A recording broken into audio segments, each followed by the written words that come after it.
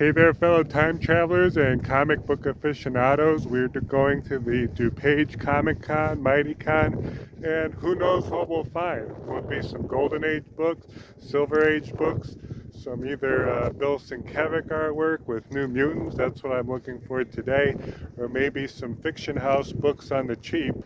That's going to be the adventure. So let's head into the con and see what books we can get.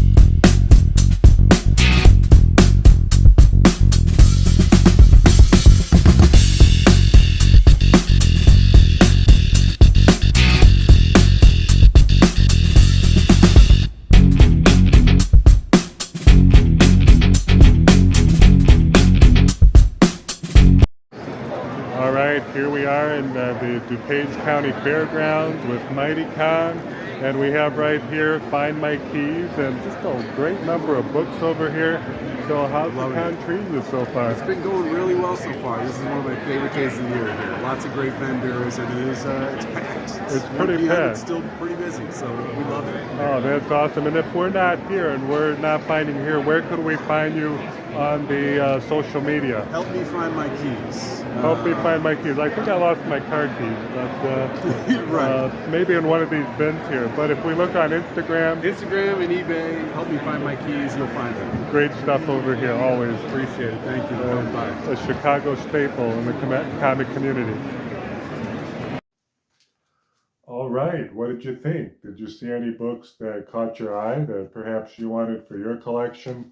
And there were a lot of great vendors offering a variety of comics, and that's what made DuPage Comic Con a lot of fun. It wasn't just your 80s and 90s books and filling up the gaps in the collection, but some Silver Age and even a few bins of Golden Age books, which were a lot of fun. So all eras and times were represented in this big little con in DuPage County. So I'd like to show you some of my pickups, some of the ones that I've added to the collection, and it was a great time. Seeing some familiar vendors that I've seen before, and a shout out to Help Me Find My Keys. He did help me find a great deal with some books that I'm going to show you, as well as new vendors coming from nearby states, especially Madison, Wisconsin area, some from Michigan, but mostly from Illinois and some of the suburbs away from the city. So starting out, my three big pickups were right over here with Action Comics, Jungle Comics, and Fight Comics right over here. So these are just some great Golden Age books and covers as I bring it closer. And starting out with this one, this happened to be a pre-200 Action Comics, which is really great and sometimes hard to find. And this happened to be issue number 186. And what drew me to it was the cover, seeing nonetheless Superman holding up a building from falling down.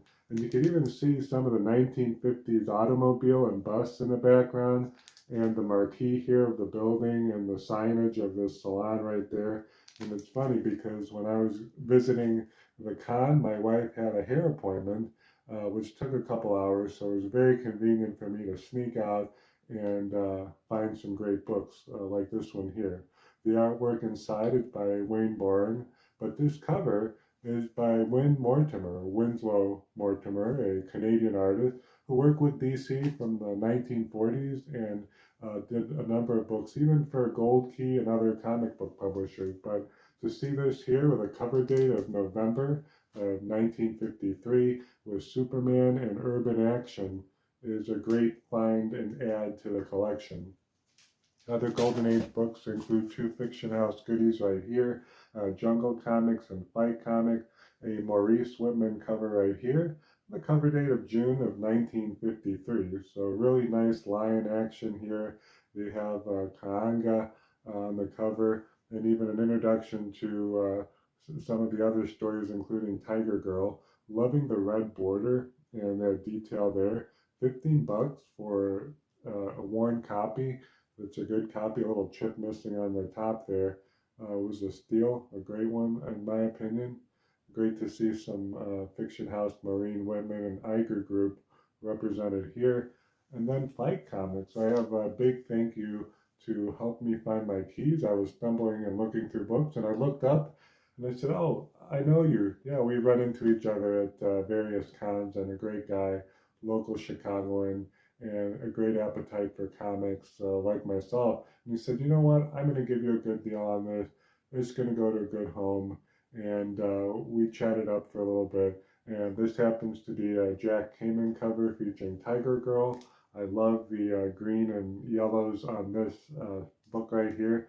It features a 10-page story of Tiger Girl inside, Matt Baker, Iger Group artwork, and Fiction House. So, of course, Fiction House had Planet Comics, also other books like Kaanga, Jungle Comics, and Jumbo as well. And this happens to be Fight Comics. It features Captain Fight and Senorita Rio, which I look forward to reading. So happy to have two Fiction House books from a con. This was completely unexpected.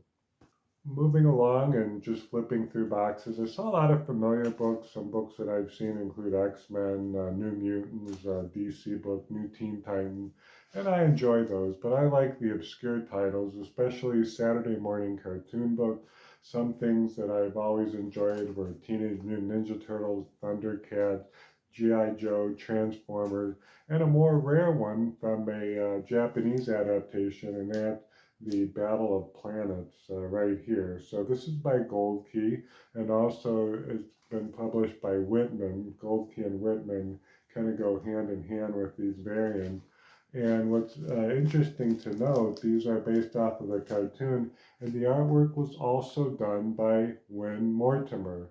Just as we saw from the previous book right here, they have a lot of similarities. So early in his career, Win was working on Action Comics and DC Comics, and later in his career, he actually did the first 1 through 5 issues in the artwork, Win Mortimer, with Battle of the Planets. So what a funny coincidence that an artist that worked on a Golden Age book was doing these Bronze Age books. So that's really neat that the same Canadian artist, I may add, worked on both of these. So really cool to see that. But let's take a look at some of these covers. You have that nice space action with the visors and helmet of G-Force right here. This happens to be a pretty beat up copy. These were kind of throwaway books. Kids used them to read and enjoy. If they weren't watching the Saturday morning cartoons, they actually tuned in and opened up the comic books when it wasn't on, because it was a time where you did not have television on demand. You kind of relied on whatever you had, and comic books were a great way to kind of replay or repeat the experience. And this series also gave way to Gatchaman. For some of those interested in Gatchaman, it actually had a recent reboot, and your local comic shop can help you direct you to that. But here's some more of the comics with the nemesis right there, Zoltar. He's in blue with the horn-like ear projection. And it was a group of heroes that kind of turned into a fighting force and had a really cool spaceship that would turn into the Phoenix and whiz through space. So they kind of explored different planets, not too many, but the action and the teamwork is much like, the Ninja Turtles, the Power Rangers, Transformers. They work together to beat out all odds. And another cover here, I love the logo. It's almost like Star Wars. And it's interesting, when they first pitched this, the American group and company that pitched this, they said, well, it's kind of like Star Wars. And it was at a time when Star Wars was kind of overdone. So they had to angle and rework the story so that it'll appeal to the Saturday morning audience. And you have here the characters right there. Right in the comments below, let me know. Did you used to watch Battle of the Planet? Did you enjoy the series, or did you stick more to Transformers or other G.I. Joe stories? But Battle of the Planets is kind of a little sneaking one in there. From 1979 to about 1980 was the last showing, about a little over 80 episodes on TV. So I was happy to find from a couple different vendors Battle of the Planet for a good price, under 10 bucks. One was $20 because it was in a better condition. So that's pretty neat.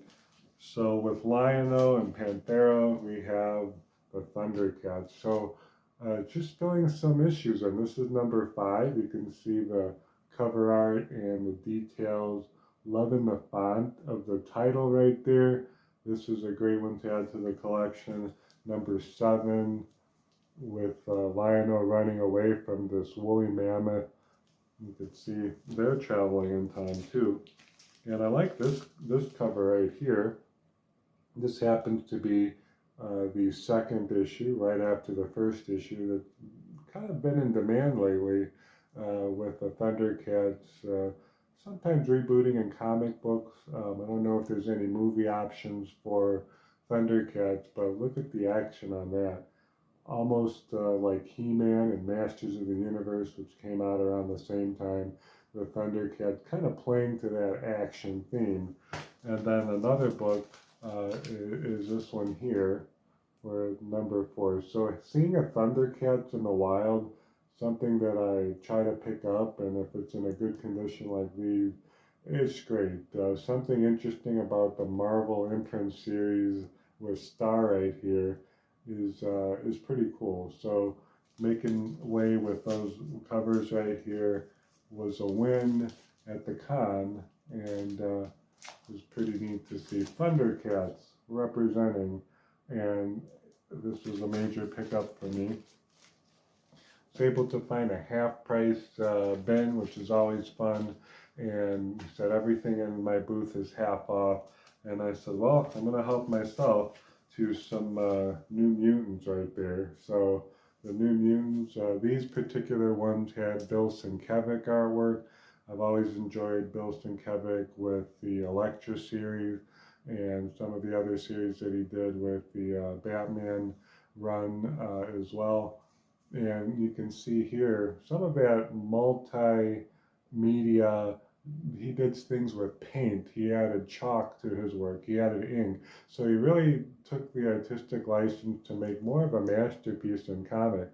At the time when I was younger, I looked at the artwork. I didn't understand it. It didn't look like the other comic book art that I was familiar with, and I didn't really appreciate it until later in life to see how Bill Sienkiewicz did his artwork, and just a lot of painterly looks to it. He also did the series for Dune, is a mini-series issues 1, 2, 3. So Bill Sienkiewicz, always a mouthful to pronounce, and always wondering if I do say it right, is the artist behind it. He had those like faded, more dreamy backgrounds, almost like the 80s dark style coming into play.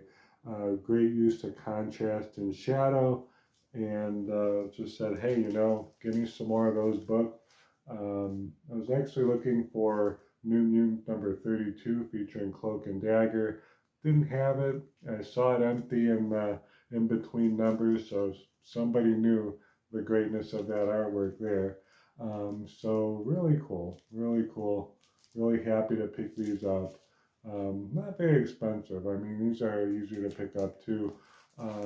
Also, Bill Sienkiewicz is going to do the Batman Hush 2 cover coming out for, I think, Batman 158. So that's coming up actually now at the time of this video. So I'm trying to get another Bill Sienkiewicz cover right there. One that I was shocked to find this out. The first appearance of Nightwing happened to be $10. So it does have a little tear in there, and it does have a little nick right there. But this is definitely number 44 is a key in the collection. And then opening it up, it even had a Mark Jeweler insert. So not sure if the vendor knew that they had this. I kind of talked about it with them, and they said, you know what, I'm just, getting rid of some books. But we have in there Mark Jeweler for that first Nightwing appearance in the book. So really cool.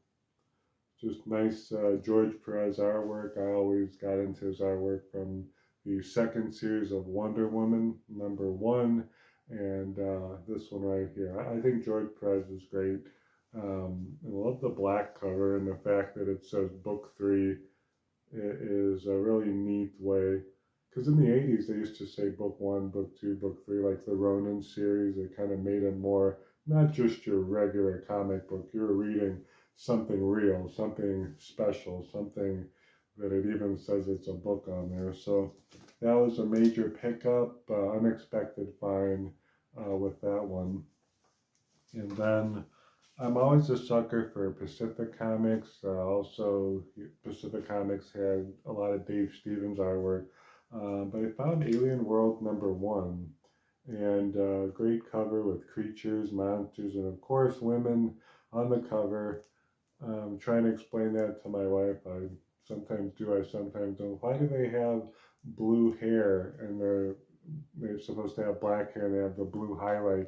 And why are they dressed like that? So sometimes I don't have the answers always, but um, that's that's just something that kind of have to kind of see. Hey, that's the comics about. So this happens to be a square bound, which you don't really see a lot of these square bounds, but it's a cardstock cover.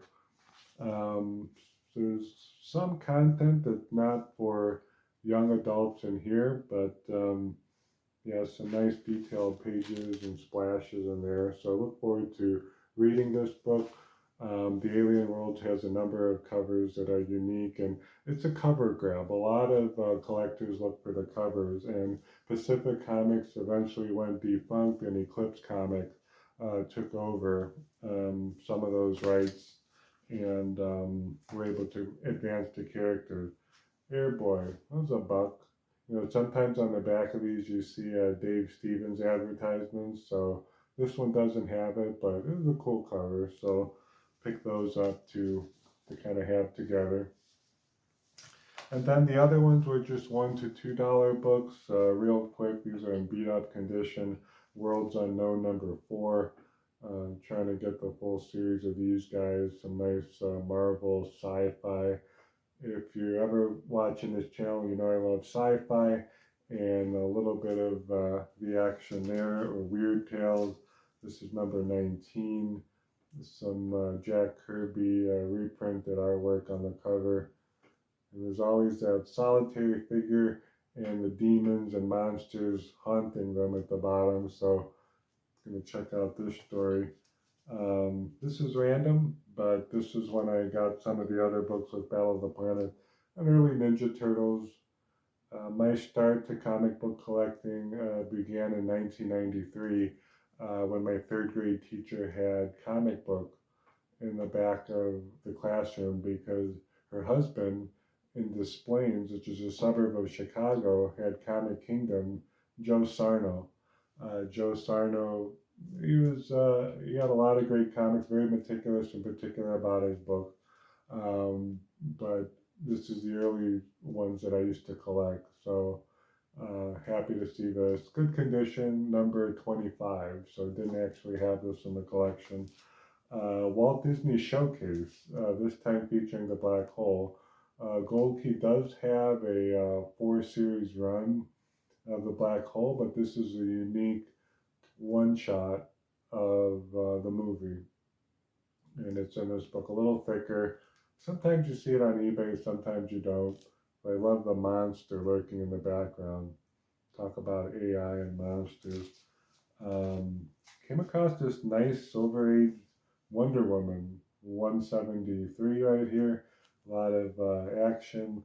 I love how she's using her bracelet to repel gunfire. And her first appearance of Tonya, yeah, in this cover. Wonder Woman's daring deception. Love the colors, love the artwork, and that classic logo. More of the 70s, late 60s logo, which is right here. Could resist this one, a nice clean copy, the official movie adaptation of Supergirl. Typically, she's in the skies of Chicago. I always love that appeal, but in the movie, she happened to be in New York City, loving the reds and orange in this cover right here. So adding that to the collection, and that's from the year 1985. We didn't know how good we had it. I was too young to really realize it, but it was really cool. Well, for a buck, I wasn't going to pass up the Falcon. This is issue 1 of the 4-part miniseries. These miniseries really are on the cheap right now. You can easily find all of them for about $4, a buck each on eBay, but just saw it, kind of cool, added to the collection. The lettering and the graffiti kind of reminds me of the Punisher series, where you get that gritty action, brawn, and dark mystery of the time. And then a few more of the Monster Dwell books. Fing Fang Foom right here, Jack Kirby, reprints, $1, maybe $2 on that one. Yeah, so a lot of great pickups to be had. Silver Age, Bronze Age, especially Battle of the Planets and Thundercats. Those are a little bit more rare and fun and nostalgic for me as a Saturday morning cartoon watcher. And then picking up, of course, some Superman and some Jungle comics is a win in my book. So in the future or in the past, tag along with me and we'll take a look at more covers and artwork, and stay tuned.